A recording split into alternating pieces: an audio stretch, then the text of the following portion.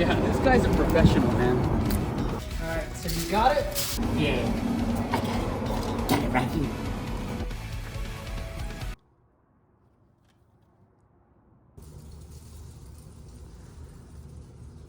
I'll take 2. Sonic X Shadow Generations released, and Maria getting shot on the big screen is almost here. I know everyone is excited for that. Don't believe me? Just look at these clips from the symphony. So with a year of Shadow, I thought it would be a good idea to look at the original Sonic Generations and the new Sonic X Shadow Generations. See what's different and what's changed. Also answer the question of which one should you get. So let's start with Generations, and you know me. Let's start with the story. The game starts with you playing Green Hill, just like the classic games. As Sonic gets through Green Hill, a big explosion is heard, and Sonic doesn't think much of it. Suddenly, a mysterious being shows up, causing a time effect to occur. Fast forward to sometime in the future, and Tails tells the gang that Sonic will be there any second. Sonic shows up and says, "What's happening?" And the gang surprises him with a birthday party.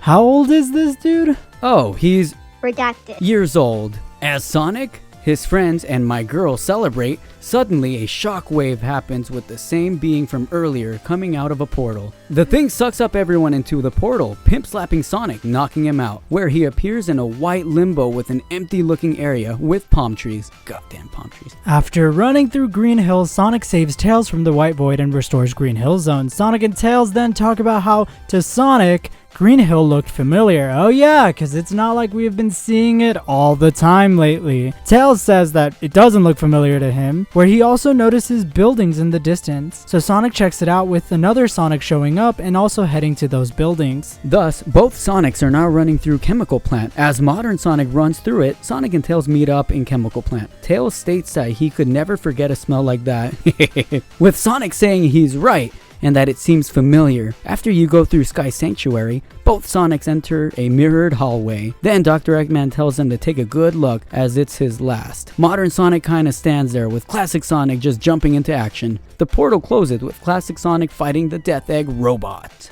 After beating him, both Sonics meet up and suddenly Classic and Modern Tails show up, letting them know that they are traveling through time and space. The time being roams the place with more stages from the past appearing. After the Dreamcast era, they save their friends, restore the time to the zones, and see the purple being again, seeing that it's affected by the emerald. So they run through the modern era, save their friends, and restore their emerald, with Modern Sonic showing off the homing attack with Classic Sonic thinking it's cool. Modern Sonic fights the Egg Dragoon from Sonic Unleashed and finds Eggman. The gang is confused at first, and the creature takes Eggman. After the team heads to the creature, they discover both classic and modern Eggman. They took control of the creature. In one of the few times in the franchise, Eggman explains that after Colors, the explosion in that game caused the creation of the Time Eater. Eggman took advantage and took control and went back in time to erase all his mistakes. In order to do that, he needed his past self. After both Sonic attack the Time Eater and die, their friends come, say some things, and with the power of the Chaos Emeralds,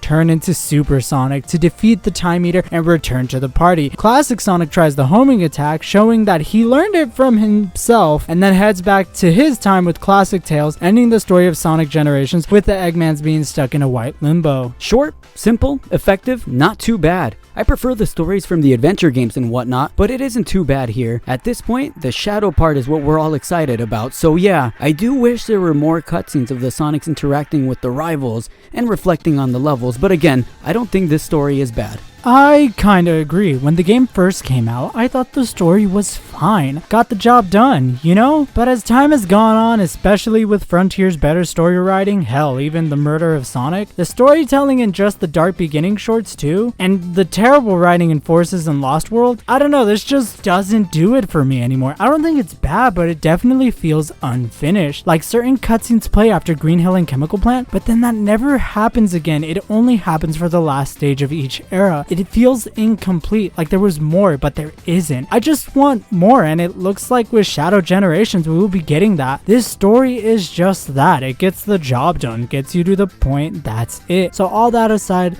let's focus on the gameplay. This game has two Sonics, which means two main gameplay styles, Classic Sonic and Modern Sonic. Classic Sonic's levels are all in 2D, and they play similar to the Classic Sonic games. Classic Sonic can jump, spin dash, but not really roll down slopes. Looking back at it now, the physics aren't quite there. It doesn't play as good as Superstars or Mania, but considering this came out after Sonic 4 Episode 1, yeah, this was a huge improvement. Yeah, you can't roll down slopes, but when this first came out, it worked. Sonic doesn't have the same physics as the classics, but while he doesn't have it, this works here. The reason it works so well is the level design. Since he wasn't designed to roll down slopes, the level design is not focused on that, but it is still well implemented to go fast. The spin dash was buffed, almost supercharged, but with this you can do speed running tactics to go fast, or take your time and explore other areas. Because of its level design, the physics don't feel like a hindrance. The level design here is quite good. Some levels have so many different paths to make it to the end, and that's exactly what I love about these levels. When coming back for replays, whether it's to look for the red rings or just to replay levels for fun, you can take a different path every time, helping the game not become stale. If you want to speedrun the levels, you can do that. If you want to take it a bit slower to explore,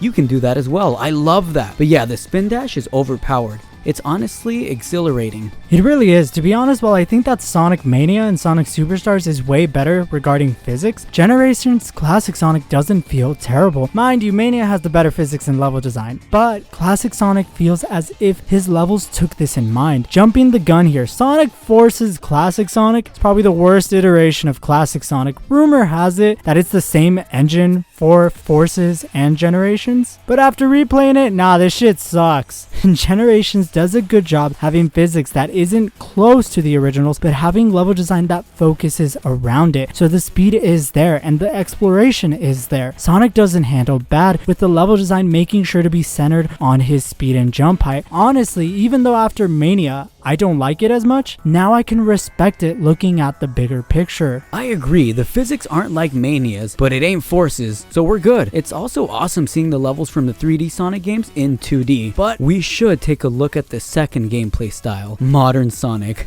Nut. Modern Sonic plays exactly like Colors and Unleashed. Think of it as a mix of the two. He can boost, air dash, stomp, homing attack. Using trick ramps and rainbow rings lets Sonic do tricks to fill the boost, even overextend it. He's pretty much the same as the boost style was previously. Sonic is faster than Colors but slower than in Unleashed. To be honest, I love this gameplay style. It was my favorite. Sonic goes so fast and it is so exhilarating. Sonic is fast and it just flows so well. I think again, it's because of the level design. His level design is also a mix of the two previous games. Not as fast as Unleashed, but not as much slow platforming as Colors. Generations level design feels like it is the best of both worlds. Fast paced with multiple pathways and platforming tossed in. This is the best gameplay style for the boost formula. Not only does it mix the Unleashed and Color style, but that level design is just amazing. If I had to complain about something, it would be the 2D sections, but even then they aren't that bad. They just get a bit repetitive when Classic Sonic's levels are fully 2D,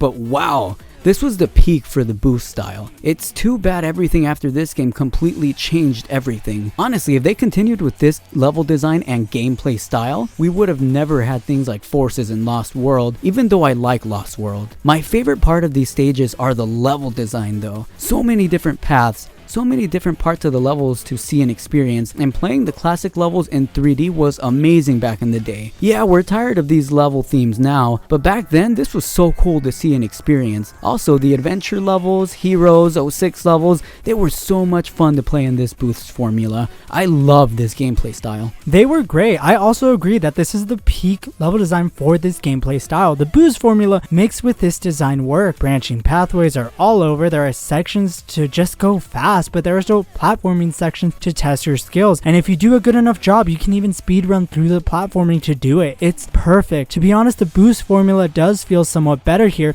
than in Frontiers, but that's the level design. One thing I mentioned in Frontiers was that the boost was nerfed, but overall control was massively improved. What does feel better in this game was boosting. Boosting here feels so good that even if you have to do tight turns, which you never do, it feels great going fast. The problem is when you have to do tight turns, but that rarely happens. Ever. The boost in this game is awesome. It's so much fun to use, and compared to Frontiers boosts, yeah, the Generation boost is 100% better. In Frontiers, specifically in cyberspace, it doesn't feel too fast, especially in the 2D sections. I would find myself spamming the boost button just to make it feel faster. Here in Generations, just hold it and boom, instant speed.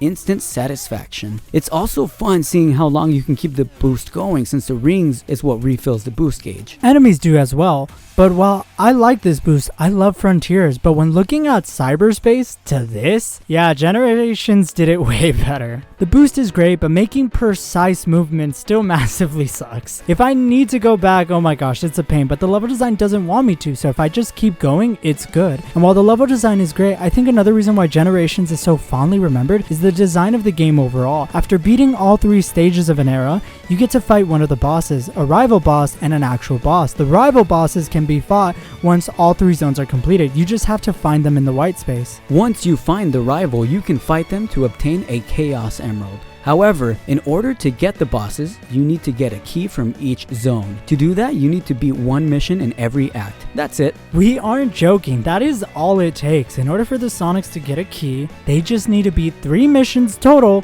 1 for each stage for 1 era. The missions are these gates that you find in the hub world. You can pick which mission to do. You have a friend mission, doppelganger race, skill mission, or special missions. The beauty of it is you can pick what mission you want to do. Personally, the doppelganger race is boring. It's just the stage again. But the friends and other missions are fun, but I don't have to do all of them. I can do 1 or all of them if I really want to. Hell, after completing a mission, you even get music, concept art, or skills, giving you more reasons than just unlocking keys. Personally, I don't even bother with these missions. They're all pretty boring. I usually just choose one, complete it for the sake of progression, and that's it. The rewards are pretty cool though, especially the music track. But again, I only do them for the keys unless I'm really bored. Now, once the keys are gathered, you can go straight to the bosses. I disagree. Hell, some of those missions have challenges that are super fun. Some can be boring, but I like most. Now, both rival and regular bosses in the game are honestly pretty good. The bosses are there and feel like actual bosses. They aren't hard, but aren't brain dead either. For casuals, Sonic fans, we're professionals. Fuck! Hell, Perfect Chaos is more of a stage than a boss, and it also shows that Sonic is getting stronger over the years. These bosses are pretty cool and somewhat unique. While Silver's is just straight up a fight running down a path, Shadow is more of a collect the power up before him, kind of similar to a race. The only boss I don't like is the Time Eater. It just doesn't really feel like a final boss, and it's just kind of there. The bosses here are alright, nothing too special. They aren't great, but they aren't terrible either. I don't like the Egg Dragoon or the Time Eater. They're more annoying than anything. Especially the Time Eater. Literally, you're just boosting to hit his core while you hear all your friends warning you about the homing shots and to be careful. Shut up! Alright, I get it! Pretty annoying, except for when Amy and Rouge say it. That's okay. God. So that's just a couple of things, but now with Sonic X Shadow Generations release, let's see what's up. Let's start with the Shadow part, and oh boy, let's do a story round 2. A quick warning, we are going to spoil certain parts of the story. Unfortunately, it's going to be hard to talk about the story without going over it. So here's a timestamp for everyone to skip the story section, and don't worry, besides gameplay, maybe levels, we won't show any story points, but the trailers show all of the levels. So at most, you'll be getting spoilers of that. So let's get to it. Dr. Gerald Robotnik and Maria approach a capsule that has the ultimate life form, Shadow the Hedgehog. Shadow is awakened and welcomed to the world, with it flashbacking to the present time. Now the room is empty and abandoned. As Shadow explores, Rouge calls in. Rouge asks him if he's coming to the party or if he's still on the Ark. Shadow tells her until he makes sure everything is secure, since Gun detected something on the Ark, he won't be going. Shadow then finds the fake Chaos Emerald from Sonic Adventure 2 and says he can barely tell the difference. He grabs it, and as he continues, he detects the being on the Ark. After running through the space colony and seeing its Black Doom, who was on the ship, the Time Eater starts doing its thing and taking everyone through portals, including Shadow. Shadow then is stuck in the same white void as the rest. He also questions the power he unlocked within the Ark. He then sees 2 people that look like Maria and Gerald. As he goes through the levels, he gets a Doom Moon. That collectible allows Shadow to unlock a new power. You then head to the next level. Oh my gosh! What? Oh my gosh! Yo, you good? Yeah, I'm good. Running through, you get another power and reach the boss. Defeating the Bio-Lizard, Black Doom reveals himself, saying that Shadow isn't ready. You then go to... Oh my god, no way! I don't blame you for getting excited, honestly. After you head to the next stage, after completing it, you rescue Maria. Shadow saves her, not realizing it's her. With Maria then hugging Shadow, and Gerald appears. Shadow then suspects that they are from an earlier point in time, thinking that he could somehow change change their fate. After defeating another boss, Shadow talks with the professor that his new powers and Black Doom are connected together. In trying to save Maria, Gerald made a deal with Black Doom to make Shadow his warrior. The professor warns Shadow that Black Doom will eventually try to take control of him, with Shadow saying no. After Shadow explores another level, he encounters Sonic in the white space. They fight with Shadow not using his new powers. Sonic defeats him with him taking the emerald. Rouge asks Shadow what happened, and now Sonic has the emerald. Shadow tells her it was a fake emerald and he will have her replace it later when his mission is complete. Later, Shadow heads to defeat another boss and oh my gosh, it's Daddy!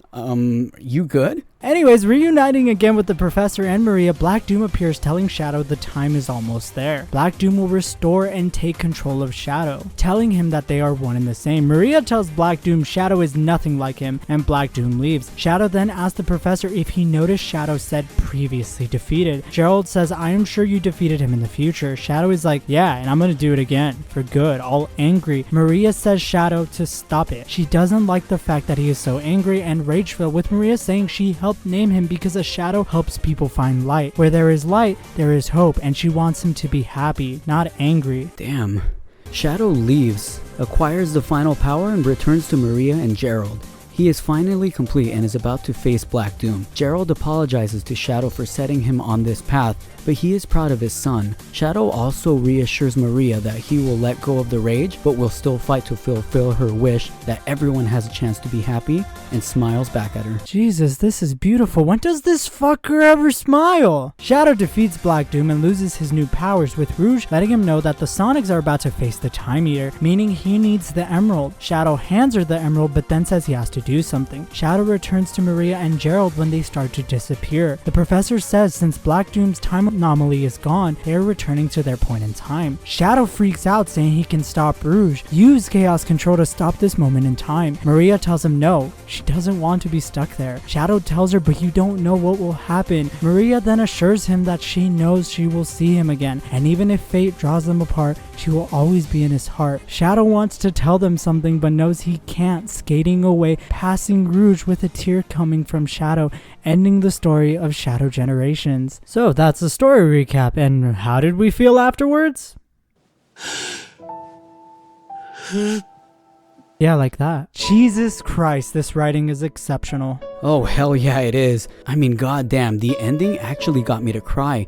I haven't felt that way since Unleashed and Black Knight. I missed that. I felt Shadow's pain. The character animations and facial expressions were so spot on. Goodbyes are hard, and Shadow couldn't bring himself to say it to Gerald and Maria. And I get it, I wouldn't have been able to as well. When Maria hugged him and told him that she'll see him again, that got to me. The fact that Shadow ran away without saying goodbye got me even sadder. And those damn tears that he had shed, oh my god, that had me sobbing. This was such an amazing story. I literally cannot wait to see what the next game brings us in terms of story. My only complaint, and it's a minor one, but I'm kind of bummed to see that the bosses, particularly Mephiles, didn't have much of a role in the story itself. Again, it's minor because holy crap, Mephiles is back. When he said he wanted to exist, I felt that. I want him to exist too. The other bosses were cool too and all, but Mephiles in particular just had me hyped, and the tie into Sonic Generations here was done pretty well. It explains why Shadow wasn't at the party at the beginning of Generations. The fake emerald made a return. Holy crap, that's something I never would have thought would have made a return. Originally, I was just going to beat this game over the course of 2 days since I had to work early the next day. However, this story was so great that I said, screw it, I'm staying up as long as I need to so I can see what happens next in this story. Legitimately, it had me hooked. To the writers of this story, thank you. I'm glad the anime style of writing is back. I missed it so much. What do you think of the story, dude? Man, this is such an improvement over Lost World and Forces. My gosh, Maria, Gerald, and Shadow, just their interactions alone tug on your heartstrings. The writing in general is great. The fact Sonic has the fake emerald not only made sense, but doesn't create a plot hole in the original Generations. Fans will have callbacks to previous games that are right there without being forced to you. They flow. The emotional impact this story has is perfect. It makes you feel things. I agree with Carlos. I can tell Shadow is struggling. I see he wants to tell them something, but can't for the timeline's sake. He misses them. He cares for them. The animation is so great, and even plot points like Mephiles wanting to exist because he doesn't anymore. That's great. Metal Overlord calling back to being the true Sonic, and even the ultimate life form is great. Big showing up too was fun funny for me. Talking to everyone also adds to the lore. Gerald confirms that Sunset Heights and Chaos Island are from the future. Miri confirms that Shadow hated homework and went to school. She also likes Sonic. She thinks he's nice. Hell yeah! Big also says him and Shadow are similar because they both are protective of their friends. That is amazing. This is writing that I genuinely love. It is very close to anime with even the animation matching suit, but holy shit, the writing is fucking amazing. It's not overly try hard. It's not edgy for the sake of being edgy. The writing is truly something spectacular. This is why I wanted to talk about it. I have seen some fans typically complain about the writer for this game, Ian Flynn. After Dark Beginnings and Shadow Generations, I can confidently say I'm excited for his next mainline story. The writing here was done well. It wasn't just callbacks for the sake of callback. It was well written and emotional. It's writing like this that elevates a game. I have been playing the Yakuza series as of late, and those emotional stories help so much to have players keep playing because they want to see what happens next. It was the same here. I wanted to keep playing and see Maria interact with Shadow. This was beautiful, and to call it bad writing is just bad faith. It is beautiful and will leave people in tears. It's beautiful, and if more of this happens, God, it will be great. But that wasn't the only story we got. Sonic Team actually rewrote lines in Sonic Generations as well. And,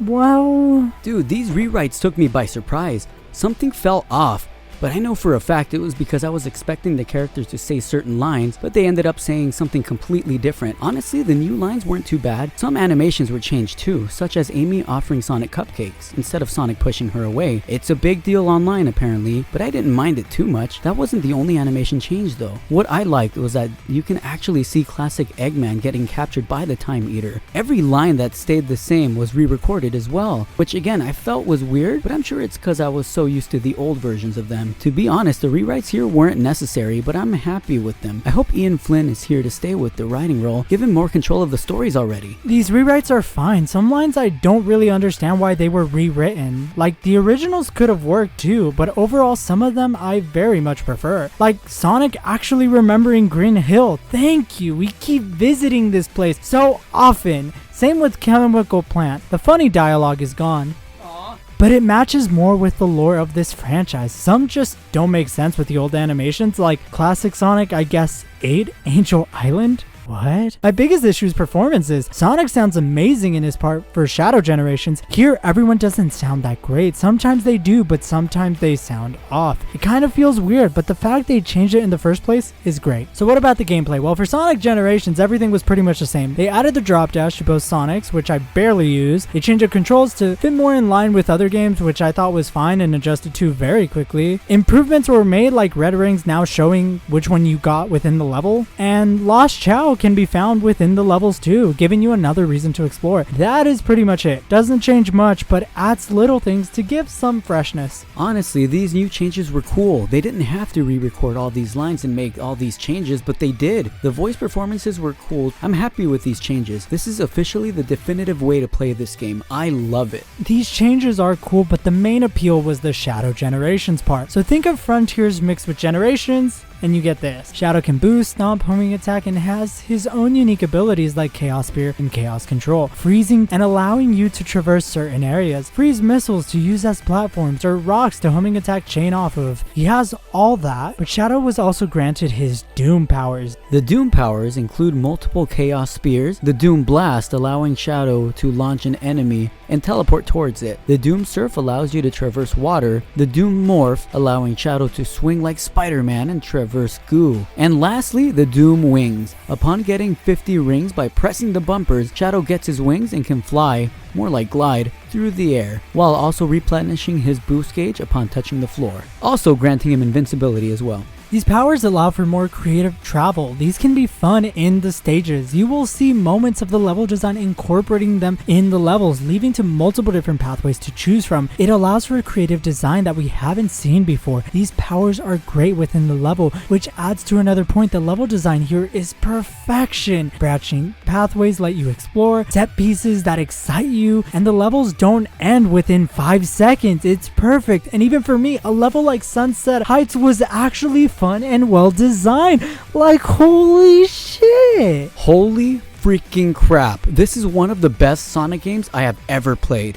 The Doom powers give the level so much depth, and the level design is already spectacular without the Doom powers. The levels are designed with the Doom powers in mind, and they knocked it out of the park here. This level design is perfection. Look at all those different paths I can take just to make it to the end. This is the level design I love from 3D Sonic. It's the reason why I love the level design in Sonic 06 and Sonic Heroes so much. Also, Act 2 levels are in 2D, and wow, these 2D stages don't even feel 2D. These honestly felt like 3D levels, and the level design here was great too. This is amazing. I am in love with this game, and all these levels, oh my god, I love so much. I love these levels. And even Chaos Island is here in Sunset Heights. I didn't even really like Forces or Frontiers, but I love these levels here. This game made me like a level I found boring. Speaking of Frontiers, let's talk about the hub world. I love them so much. I think these were a step up from Frontier's open zone. These felt like a natural evolution of the open zone formula, and look at that, no more poppin'. The boost jump makes it such a fun time to explore this world and get all these collectibles, and the Doom powers also give another reason to explore. I love this hub world. I just wish the map feature was a bit better, but this hub wasn't all that big to begin with. This was great. This hub hit the witty for sure. This is great, and I can't wait to see what the next mainline Sonic game brings to these hubs. I'm excited to see something other than open, empty spaces. But what did you think of the hub, dude? To be honest, this hub world was boring for me. I don't know about you, but when I was playing it, I didn't get that sense of curiosity that I did in Frontiers. Frontiers had a lot of instances of getting creative. While there were intended ways to get certain collectibles or to reach certain paths, I could do something different to get them my way. In Shadow, everything was intended. Nothing was really made for me to get creative. While the idea would be that I could, I never really got that sense that I could. I tried, but nothing. It was always more the intended way to do it. Because of that, for me, exploring the hub worlds never reached the peak that Frontiers did. It is a lot shorter than Frontiers, so maybe that's why. But for me, the levels is what made me really excited. That for me was what made me love this game so much. If we can have the creativity of Frontiers with really good aesthetic and the amazing level design of Shadow Generations, the next game is going to be perfection. Let's finally talk about the music. The hub world music was great. The All Hail Shadow remix was so cool to hear while exploring, and the music within the levels were such a joy to listen to. Some made me geek out, some made me sing along. This soundtrack was great, no complaints whatsoever. Generations music was just as good. All the songs from their respective levels have a remix of some sorts here. It is beautiful. The classic level music sounds more techno, while the modern level music sounds more like rock. This is a great soundtrack, and they nailed the sound.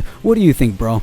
Oh my gosh, the music is amazing, both Generations and Shadow. The music is just stellar. I can't really add much to say, to be honest. For sure, the It Doesn't Matter remake at the beginning of the title screen did make me smile so much. Overall, this game is amazing. It made me cry. The remaster of the original Generations was great. This is definitely the definitive version of this game, and I 100% would recommend this. This game gets a 10 out of 10 in my book. And if you're on the fence about picking it up, pick it up.